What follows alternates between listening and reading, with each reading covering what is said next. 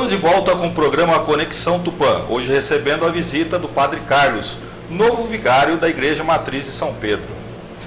Padre, e sobre ordenação de mulheres? Também é uma coisa que se discute, mais um assunto polêmico, mas mesmo as polêmicas nós precisamos discutir e ver as opiniões divergentes. O que o senhor tem a dizer sobre isso? Eu diria que mais do que polêmico, é um tabu. A igreja não vai, dificilmente na Igreja Católica existe uma certeza de que Jesus era homem, ele chamou para o seu trabalho imediato homens, embora tivesse mulheres no trabalho. Maria Madalena, maior exemplo. Sim, mas ela não foi apóstolo. Então os 12 que ele chamou para continuar o trabalho eram todos homens. Então tem uma tradição que vem daí que sempre foram os homens. Mas essa é que é a questão, o senhor citou bem a palavra certa, tradição. Não existe nada assim, vamos dizer, bíblico que diga que elas não possam ser um fundamento religioso. É mais a tradição mesmo. O fundamento é justamente que Jesus escolheu 12 homens. Mas se ele tivesse escolhido mulheres, será que naquela época ele teria sido levado a sério? Porque mulher era um ser de terceira, não digo de segunda, era de terceira classe. Uma boa questão, estou usando a minha imaginação aqui agora. Como Jesus escolheu as mulheres. Jesus nunca deixou as mulheres de lado. Com certeza. Quando a gente olha a cultura da época, Jesus ele deu uma abertura imensa para acolher as mulheres. Teve mulheres que se tornaram coordenadoras das pequenas comunidades naquela época, né? Maria Madalena mesmo, da situação de vida, ao grau de participação que ela teve na igreja que estava cristã, que estava nascendo, ela foi o tempo todo presente, mas ela não foi um apóstolo.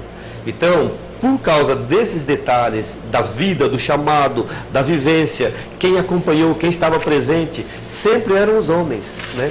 Então, por causa daí, logo na igreja nascente, veio essa tradição que Jesus escolheu os homens, e a igreja sempre escolheu os homens. A teologia depois desenvolveu a teologia que para ser o ordenado padre é varão, tem que ser homem, né? E dificilmente nós tivemos aí nos anos 70, nos anos 80, uma grande discussão sobre a ordenação de mulheres. Houve tentativas de avanço, houve tentativa de retrocesso, mudava o Papa, achava que ia mudar, mas a igreja, na verdade, ela vai permanecer sempre fiel a Jesus Cristo. Então, eu particularmente acredito que ordenação de mulheres, pelo menos por tão cedo, não vai acontecer certo, na igreja. Talvez no próximo século. Porque entraria naquela questão que nós conversamos antes do intervalo, sobre as vocações. Sim. Né? Que estão aí, às vezes, o senhor falou que elas estão aumentando, mas em algumas décadas elas caíram, né? Mas no caso porque está se ordenando apenas homens. Se houvesse ordenação de mulheres, haveria um leque maior, né? Certamente cresceria muito, né? O número de padres ordenados, no caso padres mulheres, não sei se tem um nome, não é padre e mulher, é outro nome. É nomenclatura nova. Deve ter um outro nome específico, né, da igreja. Pastor, porque o padre é pastor. Ou seja, pode ser. Aumentaria o número de pastoras. Então, existem aqueles que defendem e que acreditam nisso, né? Eu, como já disse, particularmente, eu acredito que o que chama a vocação não é você ordenar uma pessoa para ser casada ou ordenar mulher, mas é um testemunho de vida. Quando a pessoa dá um testemunho de vida, principalmente quem dá testemunho de uma vida celibatária a serviço, isso grita, isso atrai, isso chama atenção.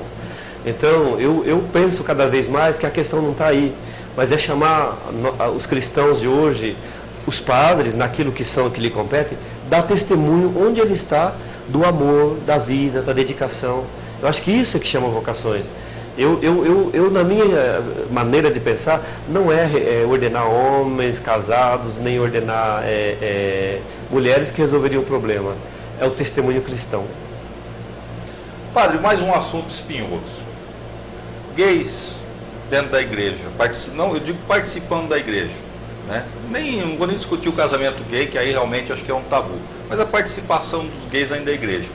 O Papa Francisco aí veio com uma visão nova, não digo que ele está liberando os gays, por assim dizer, mas ele deu uma demonstração de que nós precisamos tratá-los bem, né? Afinal, todo mundo tem direito aí ao respeito, né? Como sobre essa questão? Uma coisa que eu esqueci antes na questão anterior, hoje na igreja, já desde a igreja nascente, nós temos os diáconos permanentes, que são homens casados, que ficam eternamente diáconos e eles trabalham numa outra função na igreja, não são padres, mas eles podem celebrar alguns sacramentos. Vamos dizer que são leigos mais especializados. Não são leigos normais, que têm a sua esposa, sua família, e eles são ordenados diácono. O serviço deles é na caridade, é no serviço, e também eles podem fazer o sacramento do matrimônio, o sacramento do batismo, fazer uma bênção também nas casas. Hoje a igreja tem bastante. A nossa diocese de Marília começou agora, esse ano, e nós estamos muito alegres porque tem 72 candidatos ao diaconato permanente, homens casados. Eu havia me esquecido, eu não posso me omitir a isso. Sim, né? com certeza. E aqui de Tupã tem alguns candidatos. Então, queira Deus, se daqui a 4 anos nós tenhamos aí homens casados, no serviço da igreja. Mas esses de Tupã vão trabalhar em Marília ou trabalhar aqui? Normalmente seria aqui em Tupã. Eles ficariam aqui, porque o diácono, como ele tem a família, tudo, ele fica, o diácono casado, que não é o diácono em via do sacerdócio, que é um seminarista que se ordena e vai ser ordenado. O diácono casado, ele vai viver com a sua família e ele vai se dedicar na igreja local ali. Então, com certeza, os daqui de Tupã vão ficar aqui. Então, eu acredito que vai ser uma grande bênção aí. E eu pediria, rezemos pela perseverança desses diáconos. Eu acho que é um bom número aqui em Tupã, não sei exatamente, mas é um bom número. Voltando à sua questão da homossexualidade, o Papa Francisco, ele abriu assim uma discussão no plano de vista prático. Porque do ponto de vista teórico, já não é de hoje que a igreja tem essa mesma postura. Desde os anos 70, ainda da época do Paulo VI, depois o Papa João Paulo II, o Papa Bento XVI e agora o Papa Francisco, eles têm tomado uma decisão enfática. O mundo tem mudado, né? A doutrina da igreja, ela não mudou e ela não muda. Os dogmas são não muda. A igreja, permanentes. Estou falando, aquilo que é doutrina que vem de Jesus Cristo, ela não pode mudar. Ela não vai mudar nunca. Culturalmente, tem entrado umas questões, hoje, a questão de homossexualismo não é de hoje, vem desde a época dos gregos, a gente sabe que sempre existiu, mas ela era um tabu, ela era escondida. Hoje nós temos uma cultura que acolhe, que aceita como normal cada vez mais, e isso é bom, porque o ser humano tem que ser acolhido, mas que também desmistifica muita coisa e eu diria, às vezes exagera também em alguns momentos. Sim, com certeza. Né? Exagera, é normal, tudo aquilo que era fechado tende a se soltar e é exagero. E exagera até porque ele encontra uma resistência para se soltar. Isso é normal. Então, quando ele não só os movimentos gays, mas outros movimentos de libertação que houveram aí, que podem vir a acontecer, ele encontra tanta resistência que chega uma hora que a corda arrebenta e aí que ocorrem esses exageros. Mas isso aí é normal, a gente vê a história. Reação, né? A história nos mostra isso, tem essa reação.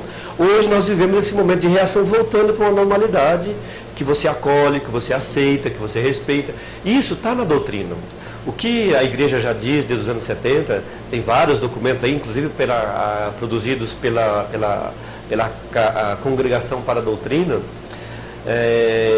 naqueles programas que teve nos Estados Unidos, uma carta dirigida aos bispos, tudo certinho assim, que toda vez que na igreja a gente encontra as pessoas que têm essa opção sexual, que você acolhe a pessoa, do jeito que ela é, como ela é amada por Deus do jeito que ela é, só que a igreja considera que o erro que a igreja considera um erro, porque na natureza nós somos criados homem e mulher, não foi criado homem, mulher e lésbica, gay, etc, etc, foi criado homem e mulher. Então por causa disso a igreja não vai mudar a sua mas você acredita que a pessoa possa mudar a sua, eu não digo opção, eu não gosto de usar a palavra opção, porque dá a impressão que a pessoa escolheu aquilo lá, e na minha visão, eu sempre falo com amigos meus, assim, tom de brincadeira, mas no fundo é sério. Por exemplo, você gosta de loira, você gosta de morena, você gosta de japonesa, de ruiva?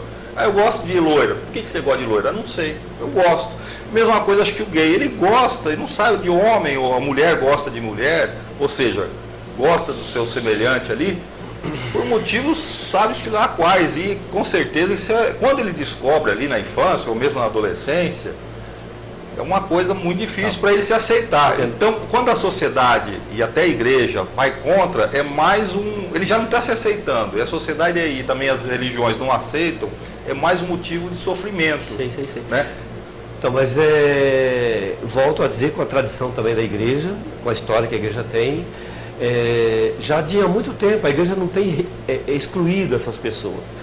Pelo contrário, e cada vez mais, o Papa aí é um grande sinal de hoje, a igreja consegue sentir o sofrimento que essas pessoas têm. O que elas sentem, muitas vezes que ela sente essa contradição lá dentro. Nasce homem, mas tem sentimentos de mulher. Ela foi educada que homem é homem e mulher é mulher, então, mas ela não vê essa realidade dentro de si. Eu penso assim, como estudioso aí na área, a gente pensa que uma pessoa que nasce, dificilmente ela vai mudar o que ela é. Então ela tem que ser amada do jeito que ela é. Agora, o que a igreja pede nessas questões é que a pessoa se ame, e que acolha essa pessoa do jeito que ela é, só que a igreja não concorde com aqueles atos que ela tem, que para a igreja, aqueles atos não estão de acordo com a moral nossa, a moral da igreja, que Deus nos criou homem e mulher. Diante desse dilema, a igreja aceita a pessoa homossexual, mas não concorda com aquela atitude. Fica nisso ou tem algum passo a mais? Então. Por exemplo, em algumas igrejas evangélicas tem a tal da cura gay. Né, que eu não acredito que seja uma doença e nem que, mesmo que fosse, não tenha cura. Aqui nós temos que falar de duas coisas aí. Quando você fala dessas questões inatas, da pessoa que viveu esse trauma e tudo mais, isso é uma coisa, a pessoa vive, ela tem essa dimensão que é existencial. Isso aí a pessoa é assim. Você não muda o que você é ontologicamente desse jeito. Só, por outro lado, nós estamos numa sociedade que é cultural e hoje é chique ser gay. Hoje tem gente que busca, porque está na moda e assim por diante, né?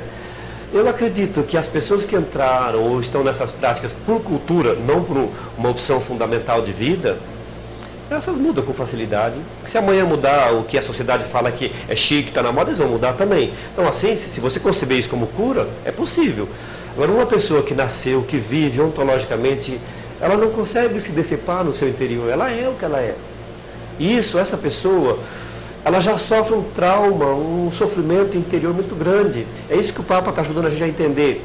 Nós não somos contra a pessoa, então a gente tem que acolher. Então ela tem o seu jeito, o seu espaço dentro da igreja também. É preciso ajudar ela claro nesse conflito e não afundar ela mais. Exatamente, acho que é isso que o Papa fala, acolher a pessoa. Eu não vou concordar com aquele ato lá, mas eu vou acolher e amar essa pessoa do jeito que ela é e tentar dar espaço. Então, nesse momento, a igreja está refletindo bastante essas questões. Então, quando eu falo aqui para você a minha opinião é o que a igreja diz. Eu, como padre, eu falo e vivo aquilo que a igreja diz, que me confia de falar. E eu acredito e confio nisso. Para isso eu dei a minha vida, né?